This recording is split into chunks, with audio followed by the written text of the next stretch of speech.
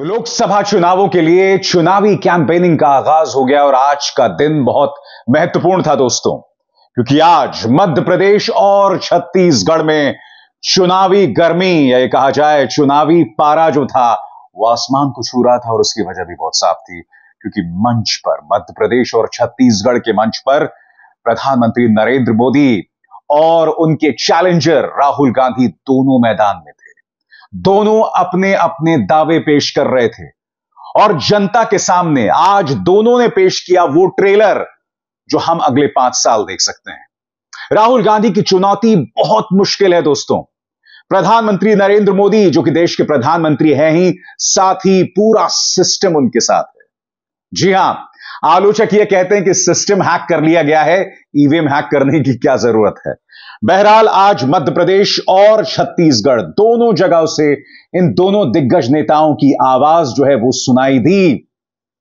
राहुल गांधी ने आज गरीब महिला, गरीब युवा के लिए अपनी बात रखी और उन्होंने अपनी बात कुछ इस अंदाज में रखी। राहुल गांधी कहते हैं कि गरीब के प्रति और धन्ना सेठों के प्रति कांग्रेस और भाजपा की विचारधारा में जमीन आसमान का फर्क है। बकौल राहुल गांधी, जब अपने अमीर मित्रों की बात आती है तो प्रधानमंत्री नरेंद्र मोदी उनके लाखों करोड़ों के कर्जे को माफ करने से नहीं चूकते, मगर जब गरीबों की बात आती है तो उनकी कान में जूं तक नहीं रेंगती। सुनिए अपने अमीर मित्रों के बारे में, यानी कि राहुल गांधी ने प्रधानमंत्री नरेंद्र मोदी के अमीर मित्रों के बारे में क्या बात कही। देखिए, चुनाव दो विचारधाराओं का है। एक तरफ नरेंद्र मोदी हिंदुस्तान के 2-3 अरबपतियों के लिए काम करते हैं, दूसरी तरफ कांग्रेस पार्टी गरीबों के लिए, किसानों के लिए, मजदूरों के लिए, पिछड़े वर्ग के लोगों के लिए, आदिवासियों के लिए, दलितों के लिए काम करती है। लड़ाई इन दोनों के बीच में है। आप हैरान हो जाओगे, नरेंद्र मोदी जी के राज में 22 लोग हैं, अरबपति हैं, जिनके पास उतना ही धन है जितना हिंदुस्तान के 70 करोड़ लोगों के पास है। 22 लोगों के पास नरेंद्र मोदी जी ने 22 लोगों को इतना अमीर बना दिया कि अगर आप उनके धन को देखें तो उनके पास 22 लोगों के पास इतना धन है जितना 70 करोड़ हिंदुस्तानियों के पास है। शर्म की बात। और नरेंद्र मोदी जी ने आदिवासी युवाओं की शिक्षा के लिए कर्जा माफ नहीं किया, छोटे दुकानदारों का कर्जा माफ नहीं किया, किसानों का कर्जा माफ नहीं किया, मजदूरों का कर्जा माफ नहीं किया, मगर सबसे बड़े अरबपतियों का 16 लाख करोड़ रुपया कर्जा माफ किया है। अब आप कहोगे भाई 16 लाख करोड़ रुपए तो हमें समझ नहीं आ रहा, मुझे भी नहीं समझ आता कितना है, इतना बड़ा नंबर है। मैं आपको बताता हूं, मनरेगा को चलाने में 60,000 करोड़ रुपए लगते हैं। नरेंद्र मोदी जी ने 22 लोगों का इतना कर्जा माफ किया जितना मनरेगा को चलाने में 24 साल चलाने में लगता है। 24 साल का मनरेगा का पैसा इन्होंने 20-25 लोगों के लिए माफ कर दिया। आप बैंक में कर्जा लेने जाते हो, आपको बाहर कर देते, भगा देते हैं। और हिंदुस्तान के सबसे अमीर लोगों का 16 लाख करोड़ रुपया, मतलब 24 साल का मनरेगा का पैसा उन्होंने ऐसे ही माफ कर दिया। दो हिंदुस्तान बन रहे हैं, एक अरबपतियों का, यहां पलायन होता है, यहां आपको रोजगार नहीं मिलता। आप जाते हो, दिल्ली जाते हो, अमीर लोगों के घर में काम करते हो,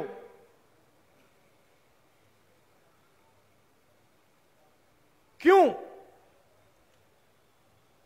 क्योंकि एक तरफ 1-2% लोग हैं, वो कोई भी सपना देख सकते हैं, कुछ भी कर सकते हैं, और दूसरी तरफ हिंदुस्तान के गरीब लोग, उनको ना रोजगार मिलता है, ना स्कूल कॉलेज में जा सकते हैं, और जाते हैं फिर प्राइवेट कॉलेज में जाओ, बैंक लोन लो, लाखों रुपए का बैंक लोन लो, और फिर बाद में पता लगता है भैया रोजगार ही नहीं मिला। दूसरी तरफ प्रधानमंत्री नरेंद्र मोदी बस्तर में मौजूद थे और उनका पंच, या ये कहा जाए उनका नारा जो था, वो अमूमन धार्मिक था। उन्होंने कांग्रेस के घोषणा पत्र के बारे में वही राग आलापा जो वो पिछले कुछ दिनों से लाप रहे हैं, जब से कांग्रेस का घोषणा पत्र आया है।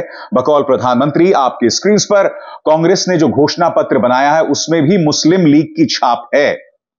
प्रधानमंत्री को यह बताना पड़ेगा कि जब वो ये कह रहे हैं कि इसमें मुस्लिम लीग की छाप है, तो वो ऐसा क्यों महसूस करते हैं। क्योंकि मैं आपको बतला दूं दोस्तों कि न सिर्फ प्रधानमंत्री बल्कि आज पार्टी के अध्यक्ष जेपी नड्डा ने भी इसी मुद्दे को लेकर बाकायदा बयान जारी किया है, मगर वो ये समझाने में बुरी तरह से नाकाम साबित हो रहे हैं कि अगर कांग्रेस के घोषणा पत्र में आजादी से पहले की मुस्लिम लीग की छाप है, तो वो ऐसा क्यों कह रहे हैं कि चुनाव में सिर्फ हिंदू मुस्लिम करना ही एकमात्र मकसद है। मुद्दों से क्या भटकाया जा रहा है। आप देख सकते हैं किस तरह से जेपी नड्डा ने आज इस मुद्दे को लेकर बयान सामने रखा, मगर यह समझाने में नाकाम रहे कि आखिर वो ऐसा क्यों कह रहे हैं, जबकि पूरा देश जानता है कि आजादी से पहले मुस्लिम लीग के साथ अगर किसी ने सरकार बनाई थी तो वह भाजपा के वैचारिक पूर्वज श्यामा प्रसाद मुखर्जी थे, जिन्होंने मुस्लिम लीग के साथ न सिर्फ सिंध बल्कि बंगाल में भी सरकार बनाई थी। भारत छोड़ो आंदोलन का विरोध न सिर्फ जिन्ना की मुस्लिम लीग ने किया था बल्कि आरएसएस ने भी किया था, विनायक दामोदर सावरकर ने भी किया था। तो फिर आखिर क्यों जेपी नड्डा या प्रधानमंत्री इस तरह की बातें कर रहे हैं।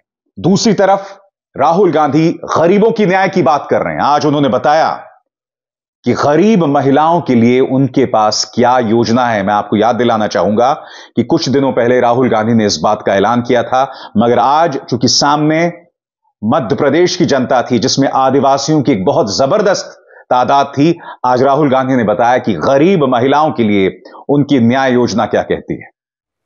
हिंदुस्तान की जो गरीब लोग हैं, और उसमें बहुत सारे लोग आदिवासी हैं, दलित हैं, पिछड़े वर्ग के हैं, हर एक गरीब परिवार में, अच्छी तरह सुनिए मैं जो कह रहा हूं, हर एक गरीब परिवार को, उसमें से हम एक महिला को चुनेंगे और उस महिला के बैंक अकाउंट में साल के 1 लाख रुपए हम डालेंगे। हर महीने सीधा उस महिला के बैंक अकाउंट में हजारों रुपए जाएंगे। साल में हिंदुस्तान की सरकार हर गरीब परिवार को 1 लाख रुपए बैंक अकाउंट में डायरेक्ट सीधा आपके बैंक अकाउंट में डालेगी। जो आशा और आंगनवाड़ी की महिलाएं हैं, उसमें भी आदिवासी हैं, पिछड़े वर्ग के लोग हैं, दलित हैं, उनको जो आज पैसा मिलता है, सरकार आने के एकदम बाद उस पैसे को हम दुगना कर देंगे, डबल कर देंगे।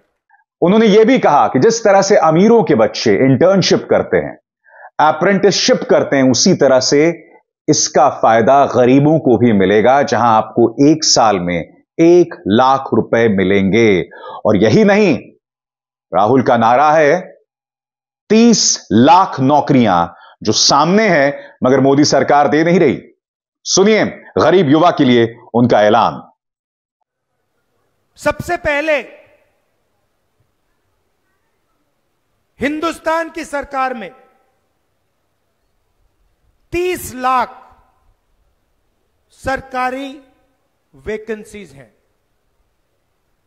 30 लाख सरकार के पास रोजगार है जो बीजेपी के लोग आपको देते नहीं है।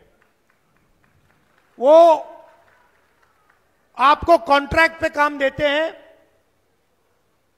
आपसे मजदूरी करवाते हैं, मगर सरकारी नौकरी आपको नहीं देते। इसीलिए हमारा पहला कदम, जैसे ही हमारी सरकार बनेगी, ये जो 30 लाख सरकारी नौकरियां हैं हम आपके हवाले कर देंगे।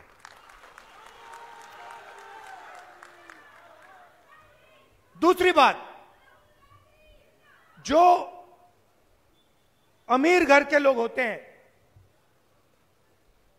पता नहीं आपने अप्रेंटिसशिप शब्द सुना है या नहीं सुना है, तो मैं आपको बताता हूं अप्रेंटिसशिप क्या होती है। जो ये अमीर घर के बच्चे होते हैं, रोजगार का पाने से पहले, काम करने से पहले, ये अलग अलग कंपनियों में जाके ट्रेनिंग लेते हैं। कोई 6 महीने की ट्रेनिंग लेता है, 1 साल की ट्रेनिंग लेता है, और ट्रेनिंग के लिए इनको पैसे मिलते हैं। तो हम एक नया कानून ला रहे हैं। जैसे हम मनरेगा लाए थे, जिसमें हमें कहा था कि जो भी गरीब है उसे 100 दिन का रोजगार गारंटी करके कांग्रेस पार्टी देगी। तो ये हमने सालों पहले ये योजना हम आपके लिए लाए थे, और वो चलेगी। नरेंद्र मोदी जी ने उसको बंद करने की कोशिश की, पैसा नहीं देते हैं, हम उस योजना को चलाएंगे। मगर हम एक नई योजना, एक नया अधिकार आपको देना चाहते हैं। हिंदुस्तान के हर युवा को, हर गरीब युवा को, आदिवासी, दलित, पिछड़े वर्ग के, गरीब जनरल कास्ट के युवाओं को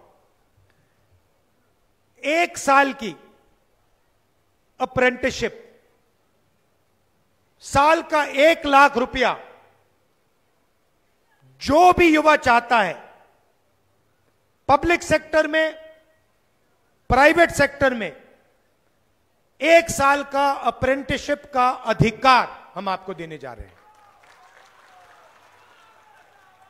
तो हर युवा को यह मिलेगा। जो भी करना चाहेगा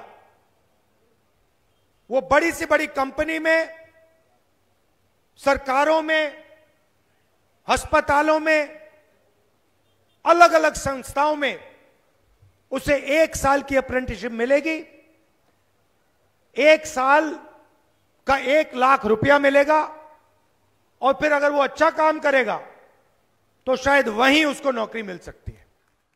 वहीं दूसरी तरफ चुनाव आयोग के दिशा निर्देशों की धज्जियां उड़ाते हुए प्रधानमंत्री नरेंद्र मोदी ने एक बार फिर राम मंदिर का राग अलापा। क्योंकि आप जानते हैं कि धर्म के नाम पर वोट हासिल करना मना है, बावजूद उसके प्रधानमंत्री ने अपनी चुनावी सभा में यह बात कही जो आपके स्क्रीन पर है।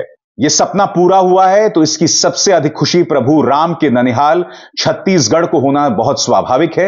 लेकिन कांग्रेस और इंडी गठबंधन राम मंदिर बनने से बहुत नाराज है। कांग्रेस के शाही परिवार ने राम मंदिर की प्राण प्रतिष्ठा का न्योता ठुकरा दिया। कांग्रेस के जिन नेताओं ने इस कदम को गलत बताया उन्हें पार्टी से निकाल दिया गया। यह दिखाता है कि कांग्रेस तुष्टीकरण के लिए किसी भी हद को पार कर सकती है। मगर प्रधानमंत्री ये बताने में पूरी तरह से नाकाम साबित हो रहे हैं कि राम मंदिर की प्राण प्रतिष्ठा तो हुई, मगर कैमरे की निगाह किस पर थी। उसी तरह से जब नए संसद का उद्घाटन हुआ था तो कैमरे की निगाह किस पर थी। हकीकत यह है कि ना राम मंदिर की प्राण प्रतिष्ठा में, न नई संसद के उद्घाटन में आपने देश की पहली महिला आदिवासी राष्ट्रपति को नहीं बुलाया। और आज आप विपक्ष पर इस बात को लेकर हमला बोल रहे हो कि वो लोग प्राण प्रतिष्ठा में मौजूद नहीं थे। दोस्तों, चूंकि प्रधानमंत्री भी बस्तर में थे जिसकी पृष्ठभूमि आदिवासी है, और राहुल गांधी भी आदिवासियों को संबोधित कर रहे थे, तो राहुल गांधी ने आज बताया कि आदिवासियों को लेकर भाजपा और कांग्रेस के तेवर में क्या फर्क है। आइए सुनते हैं। मैंने आंकड़े निकाले, मैंने पता लगाया कि हिंदुस्तान की सबसे बड़ी कंपनियों में, उनके मालिकों में आदिवासी कितने हैं, सीनियर मैनेजमेंट में आदिवासी कितने हैं। आप हैरान होंगे कि अगर आप हिंदुस्तान की 200 सबसे बड़ी कंपनियों की लिस्ट निकालो, उनकी मालिकों की लिस्ट निकालो, उनकी सीनियर मैनेजमेंट की लिस्ट निकालो, आपको वहां एक आदिवासी नाम नहीं मिलेगा। ये मैंने कहा प्रेस के मित्र हैं, मीडिया की कंपनी की लिस्ट निकालो, बड़े बड़े जो पत्रकार हैं उनकी लिस्ट निकालो, टीवी पर एंकर हैं उनकी लिस्ट निकालो, और मुझे एक आदिवासी इनमें से दिखा दो। एक आदिवासी आपको ना मीडिया में, ना कॉर्पोरेट इंडिया में, ना किसी संस्था में मिलेगा। हिंदुस्तान की सरकार को 90 लोग चलाते हैं। कौन चलाते हैं? आईएएस अफसर चलाते हैं। सही। हिंदुस्तान का जो बजट है उसे ये 90 अफसर बांटते हैं। तो मैंने पता लगाया 90 अफसरों में से आदिवासी कितने, आप जानते हो? एक। 90 में से एक अफसर आदिवासी है। आपकी आबादी 8% है, मगर देश में भागीदारी आपकी नहीं है। 90 अफसर देश को चलाते हैं, एक अफसर आदिवासी है। और भाइयों और बहनों, अगर बजट में 100 रुपया खर्च होता है तो आदिवासी अफसर 10 पैसे का निर्णय लेता है। 100 रुपए में से 10 पैसे की आपकी भागीदारी है। आबादी 8%, पहले मालिक आदिवासी, और 100 रुपए में से 10 पैसे का निर्णय आप लोग लेते हो। और इसका असर प्रधानमंत्री पर भी दिखाई दिया। उन्होंने बताया कि आदिवासियों के प्रति भाजपा के क्या तेवर रहे हैं। बकौल प्रधानमंत्री, जनजातीय समाज हमेशा भाजपा की प्राथमिकता रही है।